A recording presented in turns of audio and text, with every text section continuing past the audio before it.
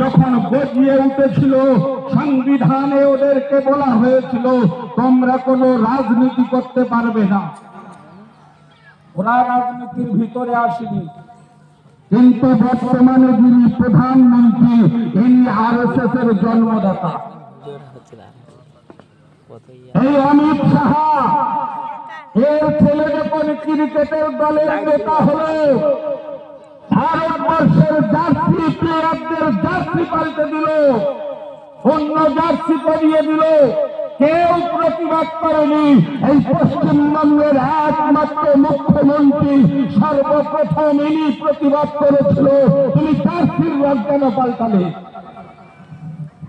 আর ভাইজান, তাই জমিয়াত আমাদেরকে ডাক দিয়েছে। শুধু জমিয়াত নয়, গোটা ভারতবর্ষের সমস্ত মুসলিম সংগঠনগুলো তারা এক হতে বাধ্য হয়েছে। এখানে আমরা পাড়ার হিন্দু, পাড়ার মুসলমান, আমরা একই দোকানে বসে চা খাই, একই সঙ্গে গল্প করি, একই সঙ্গে যুবকেরা তাস চলে, একই মেলাতে হিন্দু মুসলিম সদস্য তৈরি হয়। আমার প্রশাসন বন্ধুদের এখন আরামে ঘুমাবার কথা, তাদের ঘুম চলে গেল, রাতের বেলা গাড়ি নিয়ে তাদের ছুটতে ছুটতে জীবন নাজেহাল হয়ে গেল। জমি জায়গা নিয়ে ঝগড়া না আমার ভাইজান।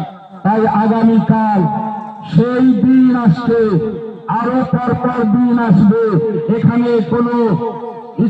এখানে হিজবুল্লাহ নয়, তবলিগ নয়, আজানবাজি নয়, রাফাদানি নয়, কাদিয়ানি নয়, লামধাবি নয়, কোন দল নয়।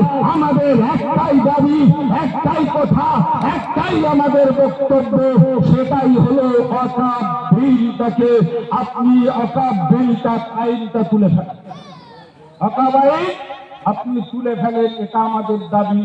কৃষক বন্ধুরা তারা তাদের দাবি আদায় করতে পেরেছে। দুটো রাস্তায় এখনো খোলা আছে, একমাত্র সুপ্রিম কোর্ট দুটো রাস্তা খুলে রেখেছে সুপ্রিম কোর্টের কাছে। অলরেডি আমরা জমা দিয়ে ফেলেছি।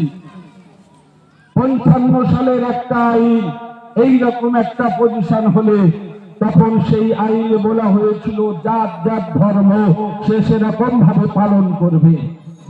95 সালেও তাই হয়েছিল। এই ধারা দুটো এখনো বেঁচে আছে। আমরা সবাই যদি এক বন্ধু, একে অপরের কাঁধে কাঁধ মিলিয়ে যদি আমরা চলতে পারি, এ সমাজ, এ দেশ, এ রাজ্য আমরা সবাই শান্তিতে ঘুমাতে পারবো। হিন্দু মুসলিম সবাই আমরা একসঙ্গে আবার ভাইয়ে ভাইয়ে যেমন মিলে চলছিলাম তেমন মিলে চলার আশা রেখে আমি আমার ক্ষুদ্রতম বক্তব্য এখানে শেষ